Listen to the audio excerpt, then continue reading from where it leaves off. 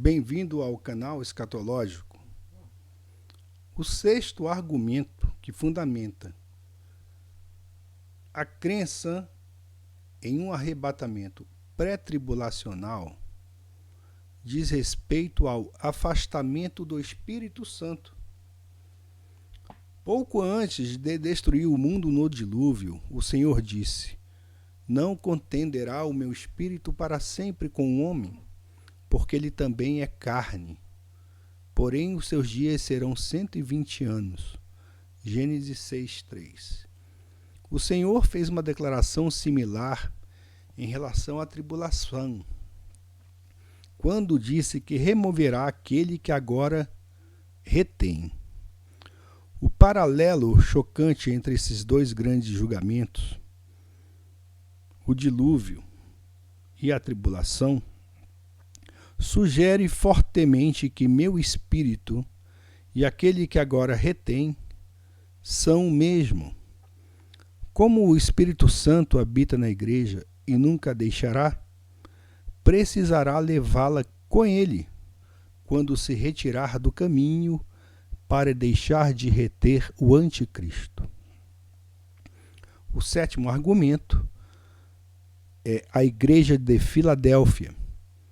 Como a igreja, o corpo de Cristo, não pode ser dividida em segmentos, essa promessa precisa se aplicar à noiva como um todo, isto é, a soma de todos os fiéis que viveram na época da igreja.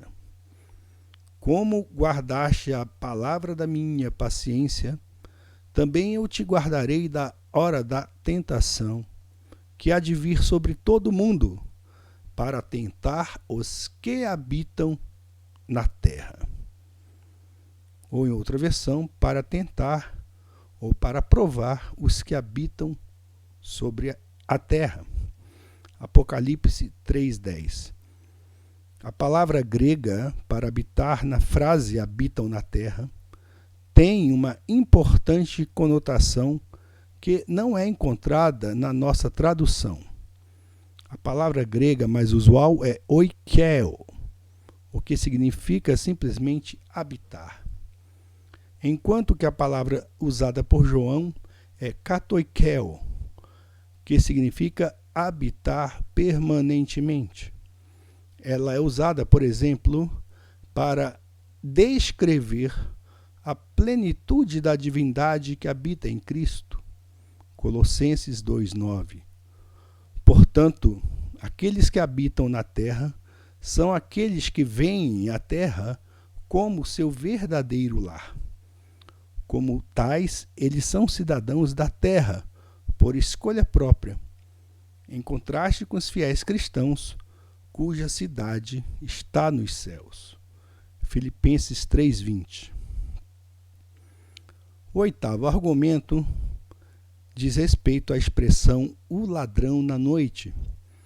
A segunda parte da segunda vinda de Cristo, quando ele derrota o anticristo, é precedida por sinais muito específicos. Entretanto, o arrebatamento dos santos da época da igreja pode vir a qualquer momento, sem qualquer advertência prévia. Porque vós mesmos sabeis muito bem que o dia do Senhor virá como ladrão de noite.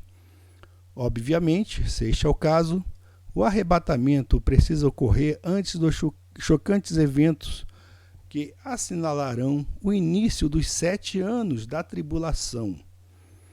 As Escrituras nos dizem que a ressurreição dos fiéis da época da igreja ocorrerá no mesmo dia que o arrebatamento. Então, deixar isto bem claro, porque muitos têm dúvida, ok? E fazem disso aqui um cavalo de batalha, tá? As Escrituras nos dizem que a ressurreição dos fiéis da época da igreja, a época da igreja vai de Pentecostes, ok? Até o dia do arrebatamento. Então, temos aí, né? E vocês podem ver como o tempo, né? Como o tempo está Está chegando, né? Como é que pode, não é, pessoal? É impressionante.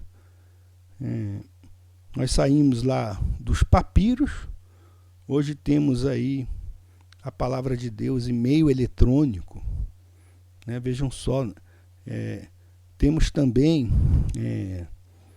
o desenvolvimento tecnológico, né? A ciência, que tem uma previsão falando sobre isso, né? Que o conhecimento, a ciência, tudo isso iria ter uma multiplicação do saber e do conhecimento. Nós vemos, né? Imagina aí você, né, como um convertido lá no primeiro século. Agora já estamos aí no século 21, né? Porque Deus se apressa a cumprir a sua promessa. Então as Escrituras nos dizem que a ressurreição dos fiéis da época da igreja, de toda essa época, ocorrerá no mesmo dia que o arrebatamento. Paulo disse a Timóteo que 2 falsos mestres, Himeneu e Fileto, estavam ensinando que a ressurreição já tinha acontecido. Se isso fosse verdade, então o arrebatamento também teria ocorrido. O fato que alguns fiéis cristãos foram enganados por esse engodo é prova que os cristãos primitivos sabiam que a ressurreição, exatamente como o arrebatamento, poderia ocorrer a qualquer momento e não será anunciado por sinais proféticos. Como a ressurreição é um evento iminente, então assim também é o arrebatamento. E ambos precisam ocorrer antes da tribulação de 7 anos. O 9º argumento diz respeito às 70 semanas de Daniel. A tribulação de 7 anos está relacionada tanto com o julgamento do Israel rebelde, do qual um remanescente será preservado, e o julgamento das nações gentias rebeldes, das quais um remanescente será preservado. A igreja não tem papel nem lugar em nenhum desses programas tumultuosos. Todas as 70 semanas de Daniel estão relacionadas com Israel. As primeiras 69 semanas já se passaram, porém a 70ª, sendo os 7 anos da tribulação, ainda está para começar.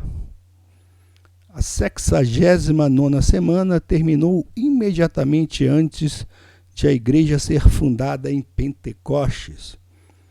Naquele ponto, o relógio profético de Israel foi colocado em espera.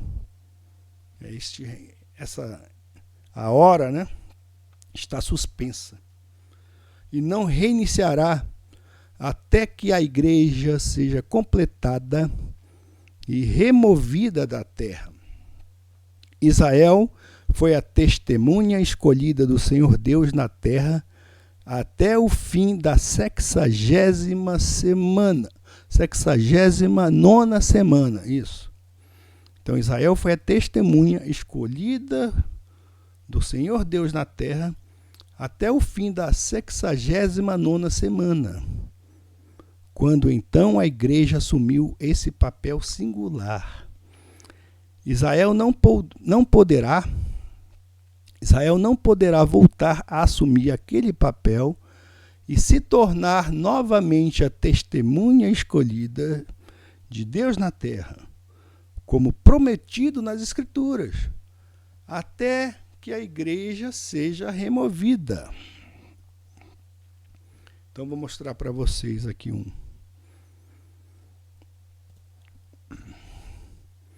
vamos ver um gráfico, tá? Dessas semanas. Vamos ver aqui.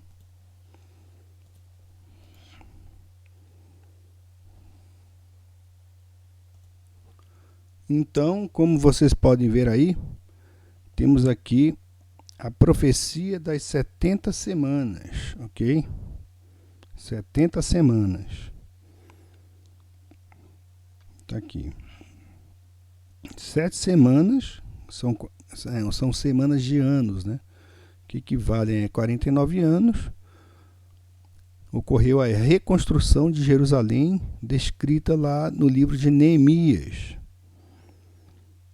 Aí temos aí essas 62 semanas. Na 79ª semana, o ungido, né? Ou o Messias, ou o Cristo, é morto. João 19:30. Aí vem Pentecostes. Temos aqui a era da igreja, desta data aqui até hoje. E aqui, para dar início, né? Aqui, quer dizer, que daqui até aqui, até este interregno aqui, até a data em que estamos vivendo, os tempos atuais, o relógio de Deus aqui, o relógio escatológico está parado, correto? Porque esta semana, que é a 70ª semana, ela está suspensa até que ocorra o arrebatamento, quando então se dará início ao julgamento de Deus. São 7 anos de grande tribulação. Então se completará todo o tempo profetizado por Daniel. Isso é muito claro, entendeu? Então o arrebatamento é o evento chave para dar início aqui ao julgamento ou a angústia de Jacó. Correto? Não é a angústia da igreja. A angústia de Jacó. A igreja será removida. Então isso aqui é bem claro, né? Estamos aí vivendo esse tempo. O 10º argumento diz respeito àquele que perseverar até o fim. O Espírito Santo partirá com a igreja em um arrebatamento pré-tribulação ou pré-tribulacional. Quando deixar a terra, no sentido especial em que esteve presente durante a época da igreja, não mais selará os novos convertidos, como fez durante a época da igreja. Portanto, para ser salvo durante a tribulação, os convertidos precisarão permanecer fiéis até a morte, se necessário. Mas aquele que perseverar até o fim, esse será salvo. Mateus 24:13. O livro do Apocalipse dá confirmação adicional desse fato. E eles o venceram pelo sangue do Cordeiro e pela palavra do seu testemunho, e não amaram as suas vidas até a morte. Apocalipse 12:11. Como Jesus advertiu, qualquer um que tentar salvar sua vida, recebendo o sinal da besta, a perderá. Depois que o sinal for recebido, a alma da pessoa estará perdida para sempre. Deve ser observado que os 144.000 evangelistas judeus são selados por anjos, não pelo Espírito Santo. Apocalipse 7, 2-3. Então, isso aí está bem claro, né? Esses argumentos. E a cada momento vamos tendo cada vez mais certeza do fundamento da doutrina que afirma que o arrebatamento é pré-tribulacional. E continuaremos aí o estudo com outros argumentos no próximo vídeo.